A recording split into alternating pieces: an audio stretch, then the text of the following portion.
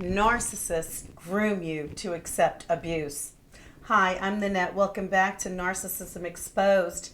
Now, I'm going to guess that many of you are going to be saying, you know what, but Nanette, I didn't sign up for that. I didn't volunteer to be abused. I never agreed to any of those terms. But what you must understand is that the grooming happened behind the scenes subtly over time, and that is what the narcissist does. And I'm going to go through step by step on how the narcissist grooms his or her victim. Now, the word grooming started out as a positive term where you groomed someone for a position of authority or responsibility. But these narcissists and other toxic, evil people have turned it into a detestable term of grooming somebody with manipulation and deceit. And as you know, I like looking up the definition of words, so here's the definition of the word grooming. The practice of preparing or training someone for a particular purpose or activity as in a position of authority or responsibility. Now, as I said, that was the original definition of grooming. The current definition, as I looked it up, is this. Grooming is a form of abuse that involves manipulating someone until they're isolated, dependent, and more vulnerable to exploitation. That's right. So that's the narcissist's goal, is to, number one, steal, kill, and destroy you by way of grooming you, where you're not even cognizant. You're not aware that this is going on, but it's happening in the back end, behind the scenes. So how does the narcissist start out doing this? Well, number one, he or she looks for somebody with high levels of empathy. That's right. And they will test the waters and see which one is suitable, which person is suitable to become their next victim. Then the next thing the narcissist does is what's called data mining. So they're gathering data about you. They're looking for your sensitivities, for your weakness, for your vulnerabilities, and they're also looking to see, like, let's say if you're looking for a relationship and if you're thirsty, if you're really, wanting a relationship so bad, and they're looking at all these different clues about you. The third thing the narcissist does after much observation and questioning of you, they will mirror you as if to make you feel like, wow, you found your soulmate, your perfect person to either be a friend with or to date or to even partner in a business. The fourth thing the narcissist does is pretend to be your rescuer. So all of a sudden, he or she is the perfect person to rescue you from either your loneliness or the need to find somebody to partner with, or whatever the case. They're coming in like a knight in shining armor and sweeping you off your feet and making you feel like, wow, I now have that special person that I've been looking for. And the narcissist will say things like, I will support you. And if no one else does, I'm supporting you.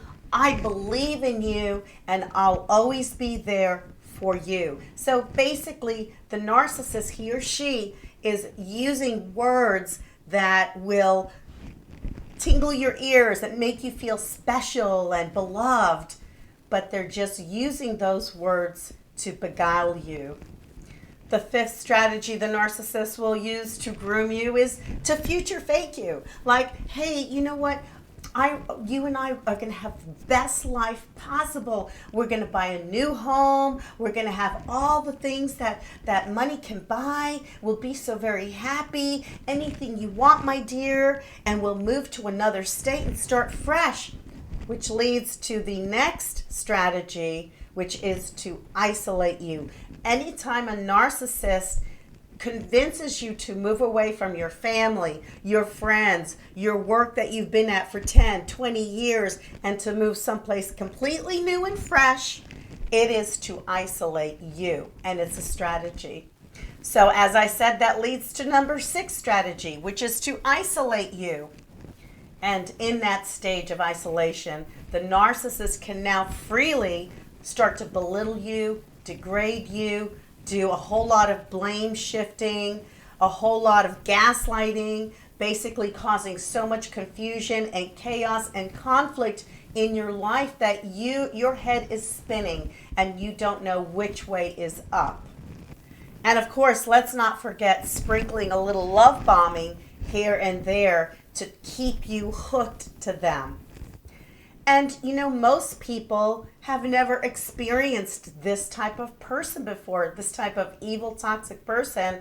And so you actually believe the love bombing, and you start to begin to, after the belittling starts, you start to doubt yourself, to lose self-esteem, lose what is your purpose in life, and you start to become so confused and disoriented that you actually begin to rely on the narcissist for any type of validation or direction in your life. And that is exactly the purpose why the narcissists do all of these steps, is so that they can keep you hostage inside the hamster wheel of manipulation and deceit and extraction. Extracting what? Extracting your peace, your happiness, your confidence, your money, your cars, your house, anything and everything. So how did you even fall prey to this whole fiasco anyway? Well, the first reason is you're an empath. So the narcissist told you a sob story, you fell for the sob story, you felt their pain. The second reason you may have fallen prey to the narcissist strategy is because you believe basically everybody is good. You believe that deep down everybody has good in them. Well, the reality, according to God's word, is that God gave each one of us freedom of will to make a decision to do good or bad, right or wrong, and to choose what is godly or what is evil. So you must understand that people make choices, even little children. God's word says even children are known by their actions. So everyone makes a choice. So to believe that, yes, potentially there could be good in everyone, but they have to choose to do so. So that's a reality we must remember. The third possible reasons why you fell for that strategy is because basically you saw red flags and you're like, wow, what do I do with this? You don't even know what to do with it. So you may have just tossed the red flags out, or put them under the carpet, or cover over them and say, oh well, maybe they had a bad upbringing, or oh maybe it was just a bad day, or maybe I said something wrong. You see where I'm going with this, instead of actually addressing that this person is exhibiting red flags that you need to pay attention to.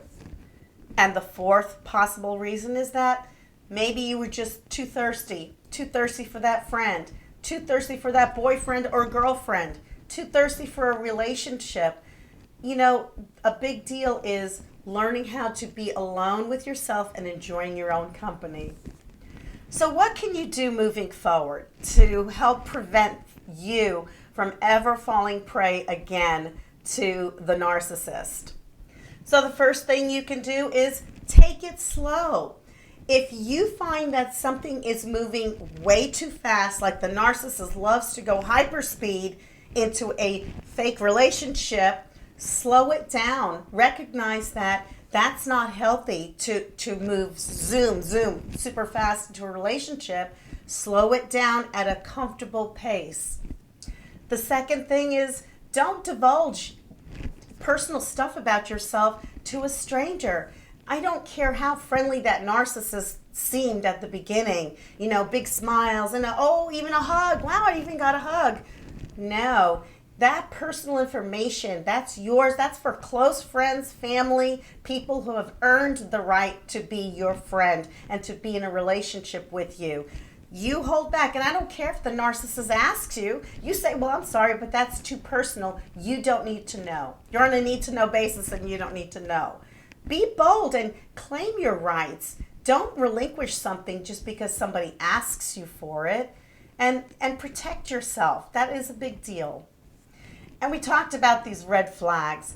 Don't ignore red flags. Red flags are there for you to observe, and to investigate and to explore. And don't collect a dozen red flags. Let's say, just because somebody had a bad day, we don't go, oh, that's a red flag, they must be a narc. We're collecting a few red flags here and there. But we don't need a dozen, 2 dozen red flags, right, to know that somebody is toxic. A couple here and there, we go, you know what? I'm putting together the big picture. I'm putting together the pieces of the puzzle, and then you make your assessment based on what you've observed, not the words you heard, because anybody can give you flowery words, but you watch their actions and you take notes about it. The 4th thing you can do is set strong boundaries. Recognize what your boundaries are and be cognizant of them as you're dealing with people, because with a narcissist, it's super subtle how they chisel away at your boundaries little by little, where you're not really recognizing. You're thinking, oh, well, it's okay if I just do this, or it's okay if they just did that. You must be very aware of your boundaries and protect them like your life depended on it, because your life does depend on it. Your peace depends on it. Your sound mind depends on it. Your moving forward on your path of truth and destiny depends on it. So please keep that very, very paramount in your mind, protecting your boundaries. The 5th thing you can do is be okay with being alone. Learn to enjoy your own company. And learn to be okay if you're not around somebody else constantly or other people.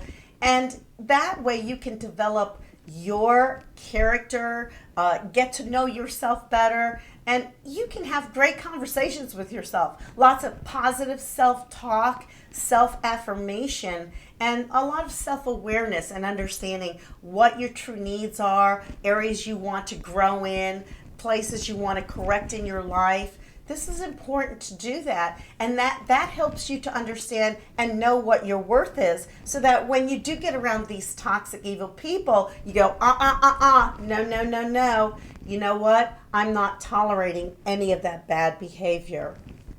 And the 6th thing, and this in my book is the biggest one, is read God's Word. Read the Bible, because God's Word is the only thing that's truly going to enlighten you about the spiritual warfare that we are in with these narcissists who are demonically driven, who are listening to that little voice in their ear. I remember my ex-narc years ago used to say things like, I hear the voices. I hear the voices. Believe me, they are listening to voices, and they're demonic.